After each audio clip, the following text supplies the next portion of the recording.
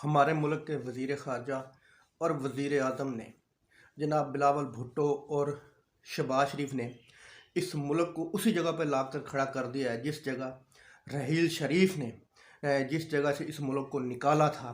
दहशतगर्दों ने सरेआम ये पैगाम दिया है कि हम पीपल्स पार्टी और नून लीग के लोगों को चुन चुन कर मारेंगे।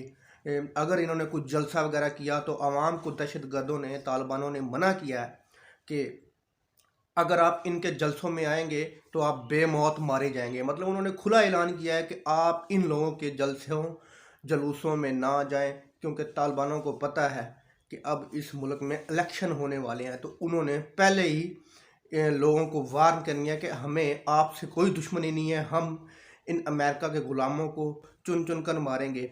एक बिलावल भुट्टो साहब ने एक पैगाम दिया था अपनी वालदा की मोहब्बत में, जो तालिबानों के ख़िलाफ़ जो उनको पसंद नहीं आया। और एक हमारे इम्पोर्टेड वज़ीर आज़म शहबाज शरीफ साहब ने अमेरिका की मोहब्बत में अमेरिका के कहने पर एक पैगाम दे दिया जिसको तालिबान ने बहुत बुरा समझा।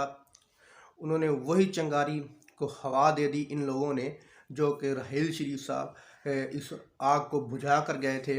अब वही आग दोबारा इस मुल्क में लगने वाली है। यही वजह कि उन्होंने सरेआम पैगाम दिया है इन इम्पोर्टेड कंपनी को, जिन्होंने अमेरिका को खुश करने के लिए ये तालिबान के बारे में कोई मैसेज दिया था। उस वक्त हमारे इदारे और हमारी आवाम एक पेज पर थी, लेकिन अब ना इदारे एक पेज पर हैं, ना अवाम एक पेज पर है, ना हुकूमत एक पेज पर है, ना अपोजिशन एक पेज पर है।